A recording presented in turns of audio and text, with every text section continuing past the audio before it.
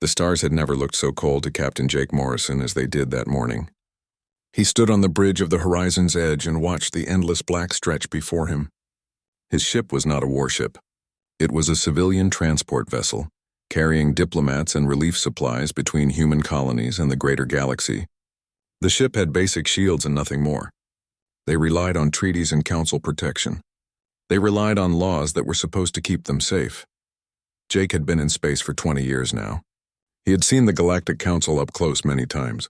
The reptilian Vextar with their cold eyes and colder hearts. The crystalline luminari who spoke in riddles and looked down on younger races.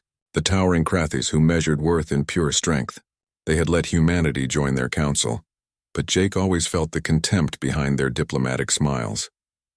Humans were newcomers to the stars, 200 years among species that had traveled space for millennia. The council tolerated humanity because humans were useful, not because they were respected.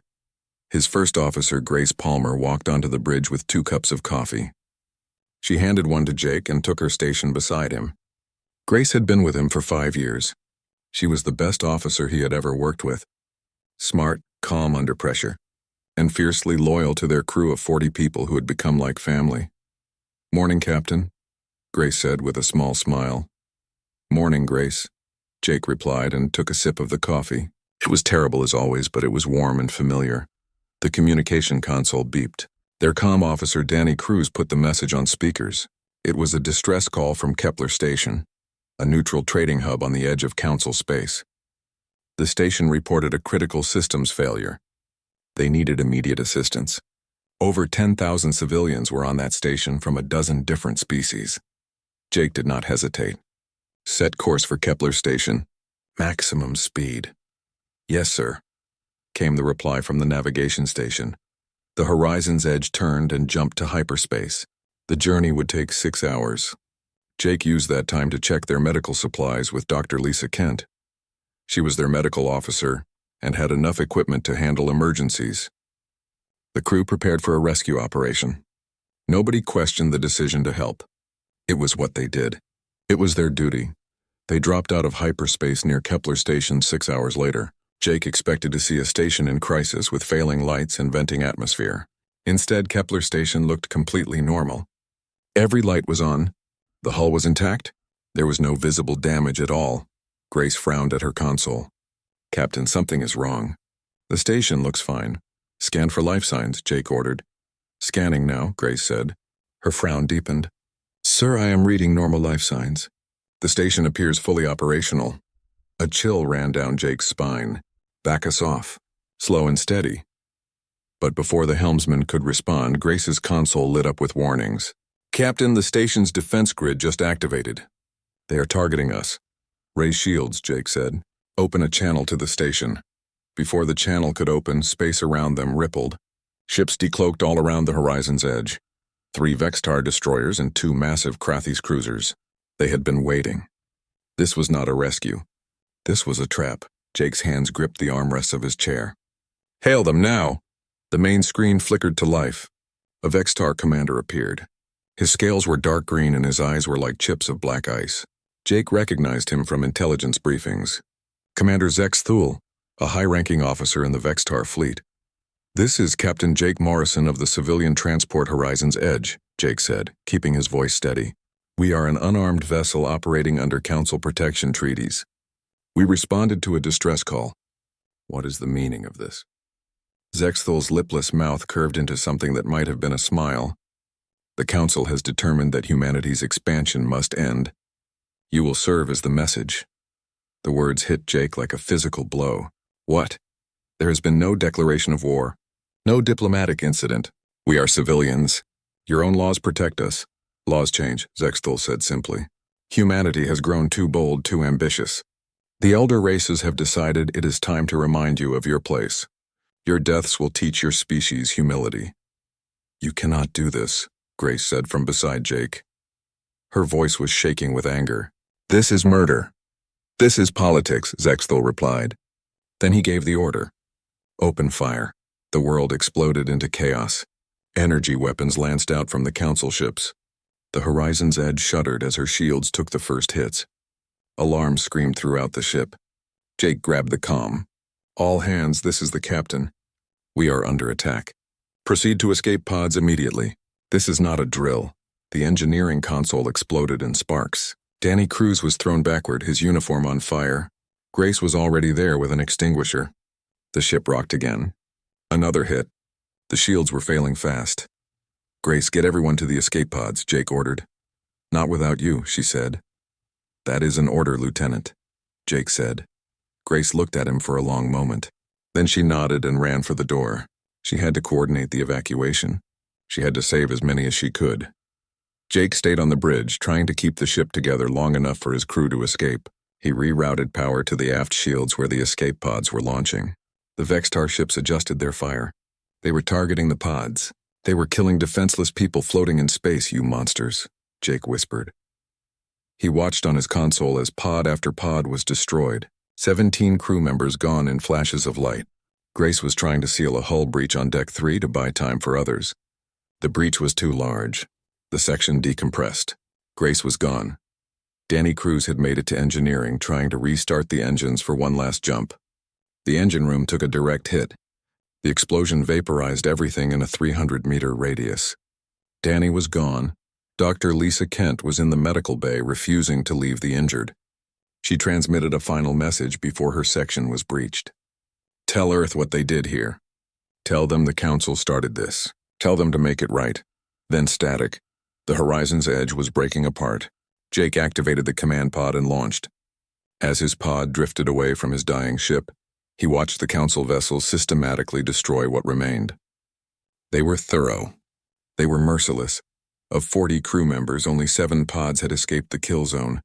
7 survivors out of 40, 33 dead. 33 people who had done nothing wrong except answer a distress call.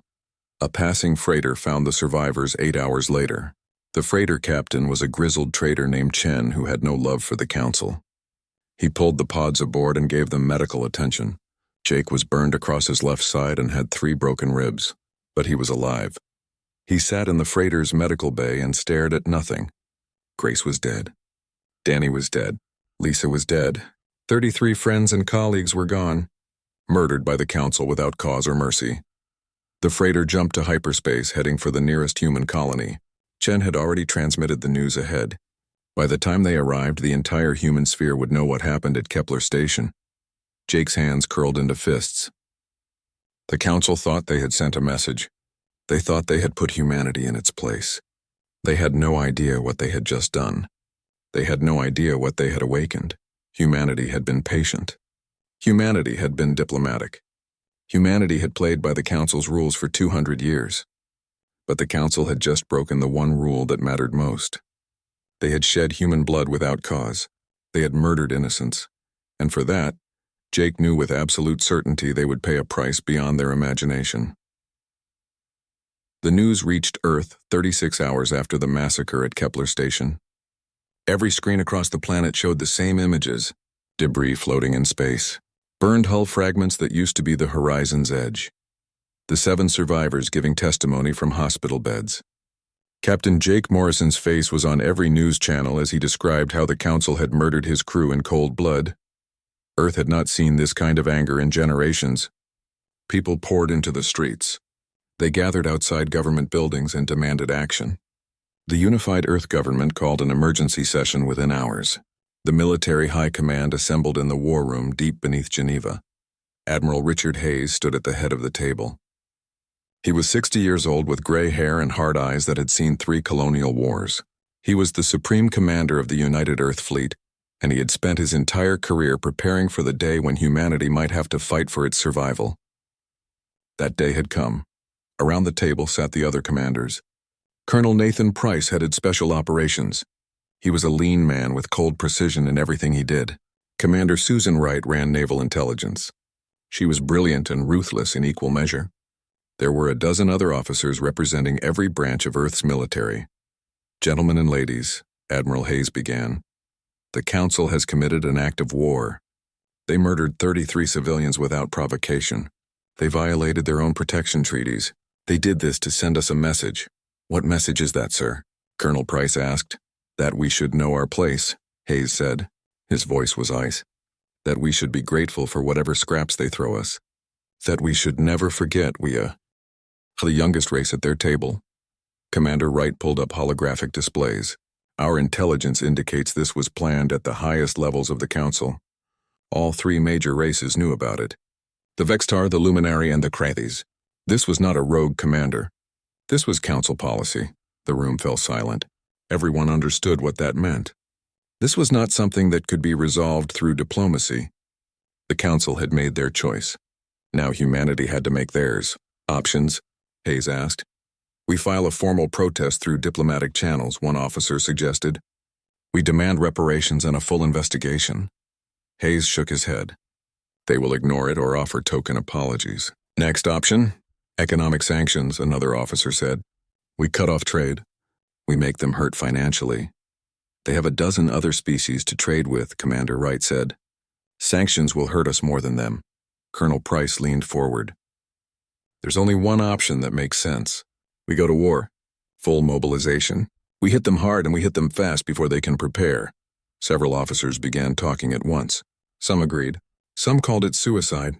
The Council had dozens of species and thousands of ships. Humanity had colonies scattered across 100 systems, but their fleet was dwarfed by Council numbers. Admiral Hayes raised his hand and silence fell. Colonel Price is correct. War is our only option, not because we want it, but because the alternative is extinction. The Council has shown us they are willing to murder civilians to keep us in line. If we do not respond with overwhelming force, they will do this again and again until humanity is broken or destroyed. Sir, we cannot win a conventional war against the entire Council. An officer protested. Hayes smiled, but there was no warmth in it. Who said anything about conventional war? Humanity has been preparing for this possibility since the day we met the Council. We have contingencies they do not know about. We have weapons they have never seen.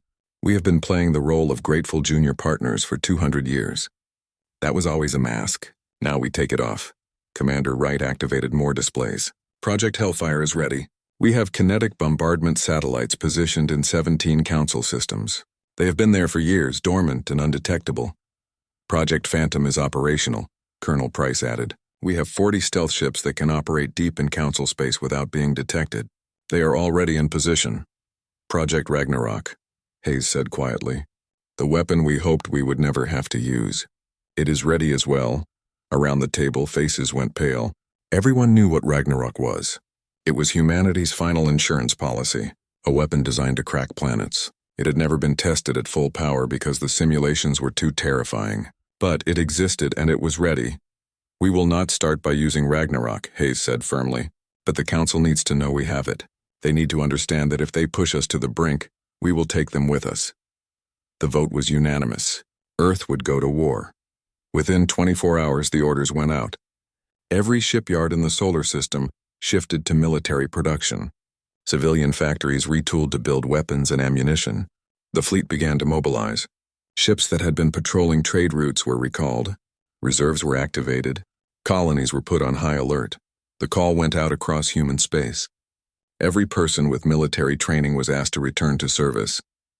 Farmers who had fought in colonial skirmishes came back. Engineers who had served on warships came back. Even retired officers decades out of uniform came back. They came back because this was not just Earth's fight. This was humanity's fight. On Mars, Captain Jake Morrison lay in a hospital bed watching the news. His burns were healing slowly. The doctor said he would recover fully with time. But Jake did not want time. He wanted to be out there. He wanted to make the Council pay for what they did to Grace and Danny and Lisa, and the 30 others. Admiral Hayes came to visit him personally. The old admiral sat beside Jake's bed and they talked for an hour. Hayes told him about the war that was coming. He told him about the plans and the weapons and the terrible things humanity was about to do. I need experienced officers, Hayes said. I need people who have seen what the Council is capable of. I need people who understand what we are fighting for. I want back in, Jake said immediately. You are still recovering, Hayes pointed out. I do not care, Jake said. His voice was hard. They killed my crew. They killed my friends. I want to be there when we hit them back. Hayes studied him for a long moment. Then he nodded. You will have command of a strike squadron as soon as you are cleared for duty. I promise you will have a front row seat. In secret facilities across the solar system, scientists worked around the clock. They activated weapons systems that had been theoretical for decades. They ran final tests on equipment that had never seen combat. They prepared humanity's arsenal for total war. On Earth, families said goodbye to sons and daughters heading to the fleet. Children too young to fight watched their parents leave. The elderly who remembered the last great war shook their heads sadly. They had hoped humanity had moved beyond such things, but the Council had made that impossible. In the Council chambers far across the galaxy, the elder races discussed the situation. The Vextar were confident. Humanity would protest and rage but ultimately submit. The Luminari calculated the odds and saw human defeat as inevitable. The Krathis prepared their fleets for what they assumed would be a quick, punitive campaign. None of them understood what was coming. None of them realized they had made the worst mistake in galactic history. They had attacked humanity's civilians. They had shed innocent blood. They had declared war on a species that was very good at pretending to be civilized, but was absolutely terrifying when pushed to violence. The Council had 200 years of experience with diplomatic humans. They had no experience with humanity at war. They were about to learn the difference. 6 weeks after Kepler Station, the human fleet completed its mobilization. 200 warships gathered at rally points across human space. Thousands of fighters and bombers were loaded onto carriers. Marines boarded assault ships. Special operations teams infiltrated Council space aboard Phantom vessels.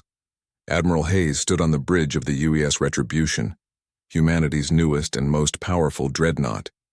Around him, his officers prepared for the first strike. Captain Jake Morrison had been cleared for duty and given command of the 7th Strike Squadron.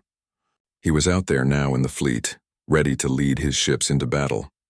Hayes looked at the tactical display showing enemy positions. The Vextar home system, the system where Commander Zexthal had given the order to fire on the horizon's edge. That would be the first target. Not just a military strike, but a message. You started this war by killing our people. We will finish it by destroying your worlds. All ships report ready, sir, his executive officer said. Hayes took a breath. What he was about to do would change the galaxy forever. There would be no going back from this. But the Council had left humanity no choice. They wanted war. They would get more war than they ever imagined possible. Begin the operation, Admiral Hayes ordered. Jump on my mark, 3, 2, 1 mark. The human fleet vanished into hyperspace. When they emerged, the Council would learn what it meant to awaken Earth's fury. The Vextar home system of Zexus Prime had never been attacked in 3,000 years. It was one of the most heavily fortified systems in Council space. Defense platforms orbited the planet in 3 overlapping rings. A permanent fleet of 200 warships patrolled the system at all times. Ground-based weapons could target anything that came within range. The Vextar considered their homeworld absolutely safe. They were wrong. The human fleet emerged from hyperspace at the edge of the system. 200 ships appeared in perfect formation like an iron wall. At the center was the UES Retribution with Admiral Richard Hayes on the bridge. Flanking the main fleet were strike squadrons led by newly promoted Captain Jake Morrison. His flagship was the UES Defiant, a sleek destroyer built for speed and firepower. The Vextar defense fleet scrambled immediately. Alarms blared across Zexus Prime. Commanders shouted orders. Ships that had been on patrol broke formation and raced toward the human fleet. The defense platforms activated their weapons. Ground batteries locked onto targets. Within minutes, the Vextar had mobilized their entire defensive force. They outnumbered the humans 3 to 1. They had superior defensive positions. They had home field advantage. Every Vextar commander was confident this would be a short battle. These humans had no idea what they were facing. Then the drones hit. The first wave was not ships at all. It was thousands of small autonomous drones, each no bigger than a fighter craft. They poured out of the human carriers like angry insects. The Vextar fleet opened fire immediately, destroying drone after drone. It was target practice. The drones had no shields and minimal armor. They died by the hundreds, but there were thousands of them. The Vextar fleet wasted ammunition and energy destroying the swarm, while the human ships moved into optimal firing positions. By the time the last drone was destroyed, the human fleet was exactly where Admiral Hayes wanted them to be. All ships, Hayes said calmly into the fleet channel, execute firing plan Alpha. The human fleet opened fire in perfect synchronization. Railguns launched tungsten slugs at a fraction of light speed. Missiles streaked through the void. Energy weapons lanced out in coordinated patterns. But they were not targeting ships. They were targeting the defense platforms and communication nodes. Commander Susan Wright's intelligence had done its job perfectly. She had mapped every satellite, every relay, every command center. The human fleet knew exactly where to shoot. Within 30 seconds, the Vextar defense network went blind and deaf. Ships could not coordinate. Ground batteries could not get targeting data. Commanders could not communicate with each other. The Vextar fleet found itself fighting in chaos. Individual captains had to make decisions without orders. Some charged forward. Some held position. Some tried to retreat and regroup. There was no unified strategy anymore. Captain Jake Morrison led his strike squadron through the confusion like sharks through blood. His weapons officer, Kyle Parker, had perfect aim. Every shot from the Defiant hit exactly where it needed to. His navigator, Amy Foster, threaded them through enemy formations at speeds that should have been impossible. His chief engineer, Ben Clark, kept their systems running beyond their rated capacity. Morrison's squadron targeted the Vextar capital ships. The big dreadnoughts and battleships were powerful but slow. Morrison's destroyers were fast and agile. They struck from angles the Vextar did not expect and vanished before return fire could track them. Within the first hour, Morrison's squadron had crippled 2 dreadnoughts and destroyed 3 cruisers. But the real devastation came from above. Project Hellfire had been humanity's secret for 5 years. Satellites hidden in deep orbit around key council worlds. They were small and cold and completely passive. They looked like space junk on sensors. The council had no idea they were weapons. Now they activated. Tungsten rods the size of telephone poles dropped from orbit. They had no engines and no guidance systems. They simply fell. Gravity accelerated them to incredible speeds. By the time they hit the atmosphere, they were moving at several kilometers per second. The impacts on military installations across Zexus Prime registered as small nuclear explosions. Kinetic energy turned into heat and shock waves. Shipyards vanished in fireballs. Command centers were obliterated. Weapons factories were reduced to craters. The Vextar had shields designed to stop energy weapons and missiles. Those shields did nothing against solid matter moving at relativistic speeds. The Vextar fleet watched in horror as their homeworld burned. Columns of fire rose into the atmosphere. Mushroom clouds spread across military districts. Everything they had built for national defense was being systematically destroyed. Commander Zexthul himself was in the fleet, commanding a battle group from his flagship. He stared at the tactical display in disbelief. This was not how the battle was supposed to go. The humans were supposed to break against Vextar defenses. They were supposed to learn their lesson and retreat. Instead, they were winning. All ships concentrate fire on their flagship, Zexthul ordered. Destroy the Retribution. The Vextar fleet tried to follow orders, but they were scattered and disorganized. Some ships moved to engage the Retribution. Others were still fighting Morrison's strike squadrons. Still others were trying to protect the orbital space above Zexus Prime. The human fleet adapted instantly. Ships that were threatened fell back behind screening vessels. Damaged ships withdrew while fresh ones took their place. The humans fought like a single organism, each part supporting the others. 4 hours into the battle, the Vextar fleet was broken. Half their ships were destroyed or disabled. The survivors were scattered across the system. The defense platforms were gone. The ground installations were rubble. Zexus Prime's military might had been shattered in a single afternoon. Admiral Hayes gave the order to withdraw. The human fleet began pulling back in good order. They had achieved every objective, but Hayes was not done. He had one more message to deliver. He opened a broadcast on every frequency. His face appeared on screens across Zexus Prime and throughout the Council network. Every Vextar, every Luminari, every Krathis could see him. Every species in the Council heard his words. "This is Admiral Richard Hayes of the United Earth Fleet," he began. His voice was calm and cold as the void itself. The Galactic Council murdered 33 human civilians at Kepler Station. You did this without provocation. You did this without mercy. You did this to teach humanity our place in your galaxy. On Zexus Prime, millions of Vextar watched their burning cities and listened to the human admiral. "This is our response," Hayes continued. "For every human you kill, we will destroy a world. For every act of aggression, we will respond with overwhelming force. You thought we were weak. You thought we would submit. You were wrong about us. We do not forgive and we do not forget. The screen behind Hayes showed a list of coordinates, 6 star systems. All of them were major council worlds. These are our next targets, Hayes said. I am telling you exactly where we will strike. I am giving you time to evacuate civilians. I am showing you more mercy than you showed the crew of the Horizon's Edge. But make no mistake, we will hit these targets. We will continue hitting targets until you surrender, or until you are broken completely. Hayes leaned forward slightly. His eyes were hard as diamonds. You started this war to put humanity in its place. Now you will learn what happens when you push us too far. Now you will understand why you should have left us alone. This is only the beginning. What you saw today is mercy compared to what comes next if you continue this war. The broadcast ended.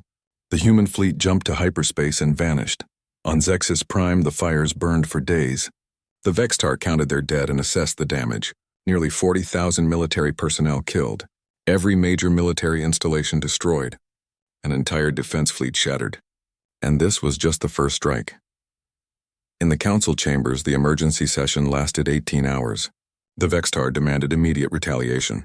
The Krathis promised their fleets would crush the humans. The Luminary calculated odds and looked at the numbers with growing concern. But already reports were coming in from the 6 systems Hayes had named.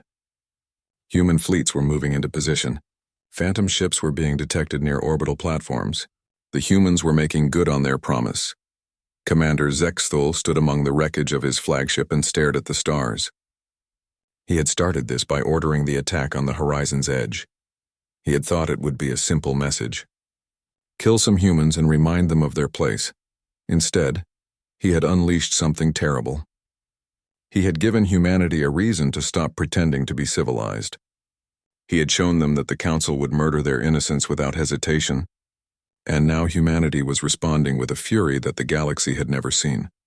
The Council had been in power for 10,000 years. They had crushed rebellions and put down uprisings. They had never faced an enemy like this. They had never fought a species that prepared for war while smiling diplomatically. They had never encountered a foe that was willing to burn the galaxy down rather than submit. Zexthul finally understood the magnitude of his mistake. He had not sent a message at Kepler Station. He had signed the Council's death warrant, and there was no taking it back now. 3 months into the war and the galaxy was burning, Admiral Hayes had made good on every promise. The 6 systems he named were hit within 2 weeks of the Zexus Prime attack. Then 6 more, then a dozen beyond that. Human fleets appeared without warning, struck their targets with surgical precision and vanished before Council reinforcements could arrive. Every attack was devastating. Every attack was calculated to destroy military capability, while giving civilians time to evacuate.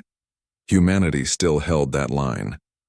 They were not monsters like the Council had been at Kepler Station, but they were absolutely relentless. The Council's response had been chaos from the start. The Vextar wanted immediate revenge, but their fleets were scattered and demoralized. The Krathis gathered their forces for a massive counteroffensive that never seemed to launch. The Luminary calculated and recalculated the odds while their own worlds came under attack.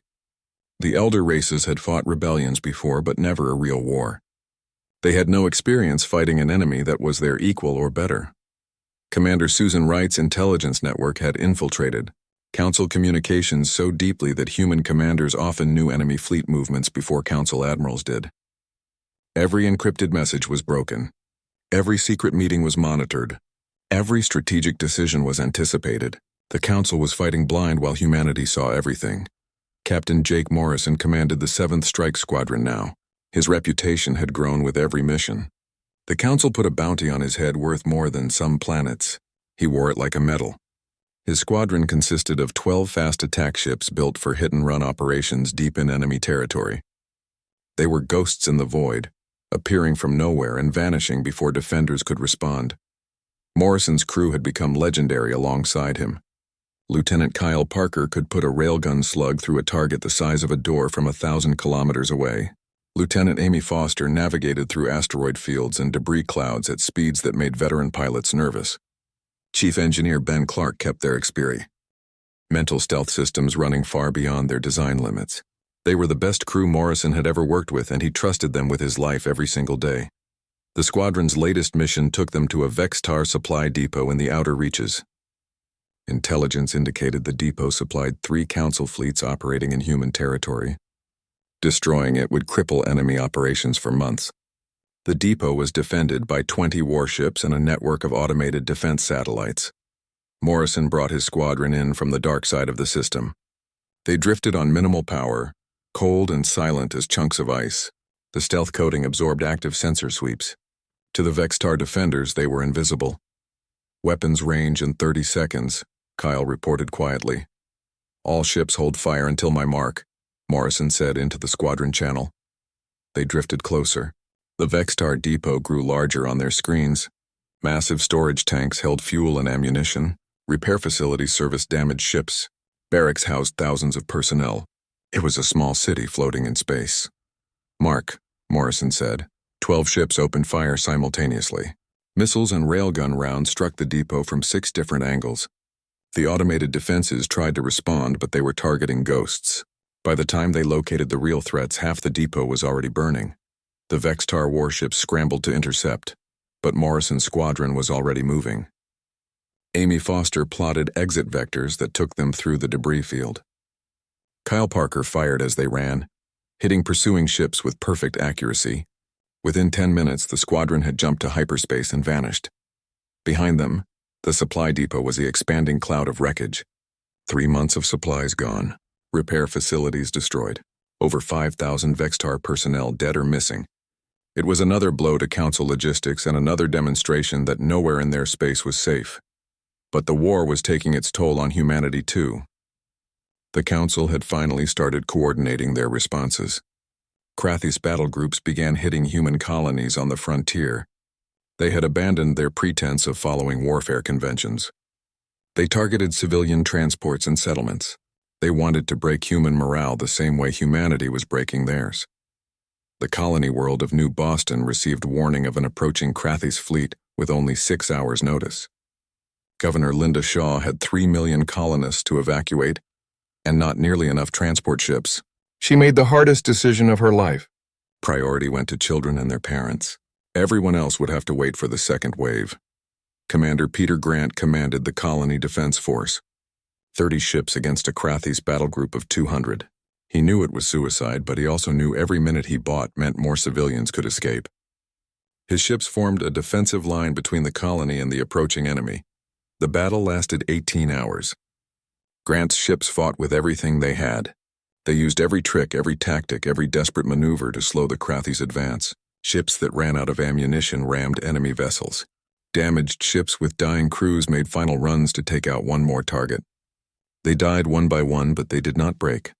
Captain Morrison's squadron arrived with reinforcements when Grant was down to his last 5 ships. The colony's orbital facilities were rubble.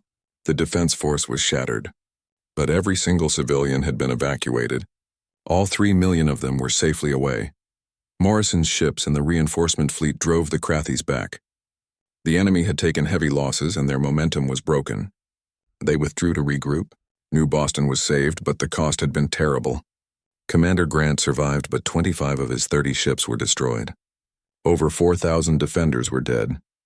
The incident at New Boston sent shockwaves through human space. The Council had proven they would kill civilians without hesitation. There could be no negotiated peace. There could be no compromise. This was a war of extinction. Either humanity would win, or humanity would cease to exist. Admiral Hayes understood this better than anyone. He stood in the war room aboard the Retribution and studied the tactical maps. The Council was finally coordinating their forces. They were pooling resources from all member races. The numerical advantage was still theirs by a significant margin. Humanity could keep hitting them with raids and strikes, but eventually, the Council would mass enough strength to push into human core. Systems. Earth itself could be threatened if this war dragged on too long. Hayes needed to force a decisive engagement, something so devastating that the Council would have no choice but to surrender. He pulled up schematics of the Apex, the massive space station that served as the Council's seat of government. It orbited the neutral world of Concordia and was the symbolic heart of Council power. Every member race had representatives there. Every major decision was made there. If he could take the Apex, he could end the war. The plan began to take shape in his mind. It would require every available ship. It would require perfect timing and coordination. It would be the largest military operation in human history, and if it failed, Earth would be vulnerable to counterattack. Hayes called for an emergency meeting of his senior commanders. Morrison was recalled from the outer reaches. Colonel Nathan Price came up from Special Operations. Commander Susan Wright brought her latest intelligence reports. Dozens of other officers who had become hardened by months of brutal warfare gathered around the holographic display. "We are going to attack the apex," Hayes announced without preamble. The room fell silent. Everyone understood what that meant. The apex was the most heavily defended location in Council space. Taking it would require everything humanity had. "This is insane," one officer said. "This is necessary," Hayes replied. "The Council is finally getting organized. If we give them time to fully coordinate their forces, they will overwhelm us through sheer numbers. We need to end this war now while we still have the advantage of initiative and surprise." Morrison studied the tactical display. The apex was surrounded by defense platforms and had a permanent fleet of over 800 ships. "It would be the bloodiest battle of the war by far. When do we launch?" Morrison asked. Hayes looked at each officer in turn. 3 weeks. That gives us time to gather every available ship and prepare the operation. We will hit them during a full Council assembly session. Every member race will be present. Every Council fleet will be within response range. We will face everything they have." "And if we win?" Colonel Price asked. "Then we cut the head off the snake and force their surrender," Hayes said. "And if we lose, at least we go down fighting on our terms." The vote was unanimous. Operation Broken Crown was approved. Humanity would stake everything on one massive assault. Win or lose, the war would be decided in the space around the apex. The human fleet emerged from hyperspace in perfect formation around the apex station. Over 500 ships appeared at once like an iron fist, closing around the throat of the Council. Admiral Richard Hayes stood on the bridge of the UES Retribution at the center of the Armada. Every ship humanity could spare was here. Every resource had been committed to this single moment. This was the battle that would decide everything. The Council's defense fleet responded instantly. Over 800 ships representing a dozen species scrambled to intercept. The Luminaries' crystalline dreadnoughts that could focus energy weapons with devastating precision. The Vextar's sleek destroyers built for speed and maneuverability. The Krathys' massive battleships that could take incredible punishment and keep fighting. It was the greatest military force ever assembled in galactic history. 2 fleets faced each other across the void. For a moment there was silence. Then both sides opened fire at once and space itself seemed to explode with violence. The battle began with the largest exchange of fire the galaxy had ever witnessed. Energy weapons lit up the darkness like artificial suns. Missiles streaked through the void by the thousands. Railgun rounds moved at a fraction of light speed and punched through shields like paper. Ships on both sides died in the first minute of combat. Explosions bloomed in chains as magazines detonated and reactors went critical. Captain Jake Morrison led his 7th Squadron into the chaos. His mission was to disable the Apex's defense platforms before they could bring their heavy weapons to bear on the main fleet. Lieutenant Amy Foster threaded the Defiant through a maze of fire that should have been impossible to navigate. Ships exploded around them. Debris filled space, but Amy never hesitated and never slowed. Lieutenant Kyle Parker worked his targeting console with deadly precision. Each shot from the Defiant's railguns struck a defense platform's weak point. One by one, the platforms went dark. Morrison's squadron worked in perfect coordination despite the madness around them. They had trained for this. They had fought together for months. They trusted each other completely. Chief Engineer Ben Clark kept their systems running at 130% capacity. Warning alarms screamed throughout the ship, but Ben ignored them. He rerouted power, bypassed safeties, and pushed every system past its breaking point. The Defiant was performing beyond anything its designers thought possible. But the real shock came when Colonel Nathan Price's special operations teams activated. For months, they had been infiltrating Council space and positioning assets in key locations. Now, simultaneously across a dozen Council systems, sabotage operations began. Shipyards lost power and went offline. Supply depots exploded from inside. Communication networks crashed. Military bases found their defense grids disabled. The Council fleet around the apex suddenly found itself blind and isolated. Individual ships could still fight, but there was no coordination. Captains had to make decisions without orders from their command structure. Some charged forward aggressively. Some held defensive positions. Some tried to retreat and regroup. There was no unified strategy anymore. Admiral Hayes pressed the advantage immediately. The human fleet fought with coordination that came from endless drilling and perfect intelligence. Commander Susan Wright monitored the battle from her station aboard the Retribution and fed real-time analysis to every ship in the fleet. She identified weak points in enemy formations. Before the Council commanders even realized they existed, she predicted movements and redirected fire to maximum effect. Human ships moved like dancers in a carefully choreographed performance. Damaged vessels fell back behind screening ships. Fresh units rotated into the front lines. Ammunition and supplies were shared between ships through daring transfer operations in the middle of battle. The fleet functioned as a single organism with hundreds of parts all working toward one goal. The Council fleet outnumbered the humans, but they were fighting as individuals. Vextor captains competed for glory. Krathis commanders refused to follow Luminari tactical suggestions. Ancient rivalries and cultural differences emerged under pressure. The alliance that had held the Council together for 10,000 years began to crack. 6 hours into the battle, the tide had turned. The Council fleet was broken into scattered groups. Over 300 of their ships were destroyed or disabled. The Apex's shields were failing under sustained bombardment from human dreadnoughts. Morrison's squadron had cleared most of the defense platforms. The human fleet maintained formation and pressed forward relentlessly. Admiral Hayes opened a channel to the Council chambers inside the Apex. His image appeared on every screen in every Council ship and broadcast across the entire galaxy. Every species in known space could see him. Every being watching understood this was the moment that would define the future. Members of the Galactic Council, Hayes began.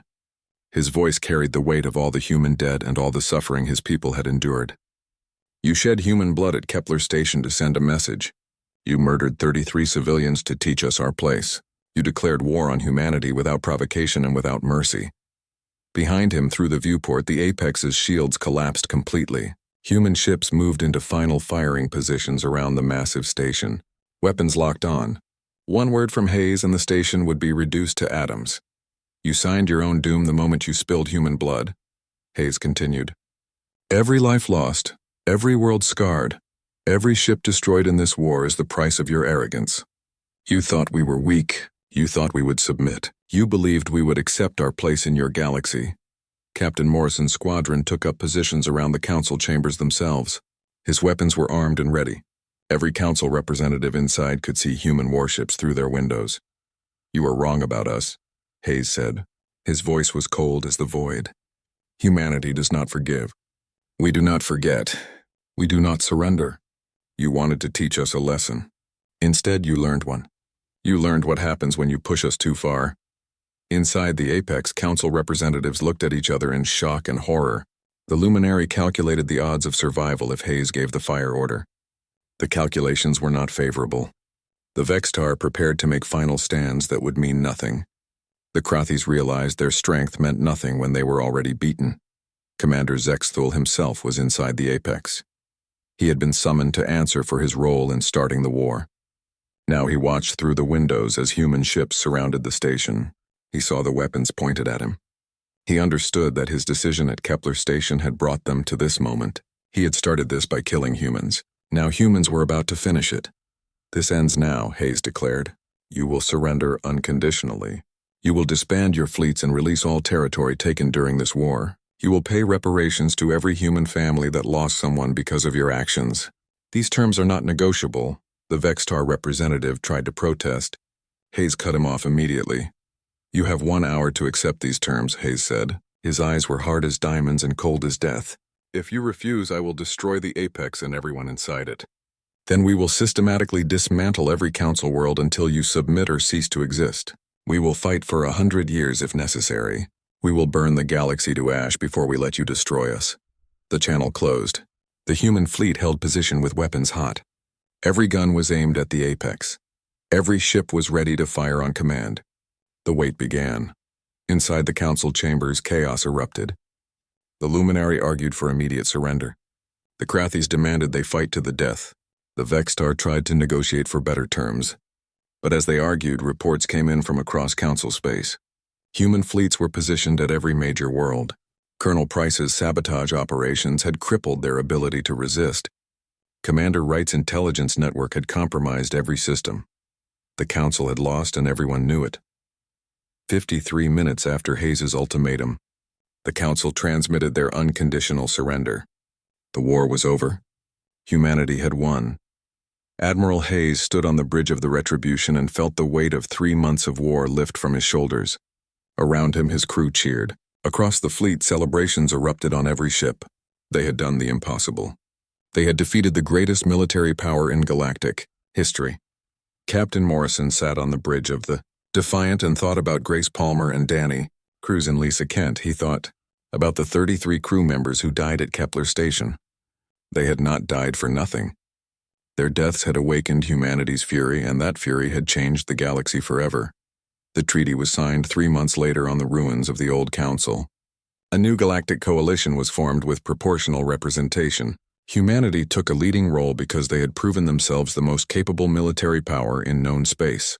The elder races who had looked down on humans for 2 centuries now looked at them with respect and fear. The 33 crew members of the Horizon's Edge were honored with a memorial on Earth. Their names were carved in stone so future generations would remember. Remember that humanity could be peaceful and diplomatic. But remember also that when human blood was shed unjustly, humanity would respond with fire and fury that could break empires. The Council had thought they were teaching humanity a lesson at Kepler Station. Instead, they learned one themselves. Never mistake human civility for weakness. Never believe that humans will simply accept injustice. Never shed human blood without expecting total war in return. The galaxy had changed forever. The elder races would never again underestimate the youngest species among the stars. And humanity would never forget the day the Council made their terrible mistake. The day they shed human blood and signed their own doom.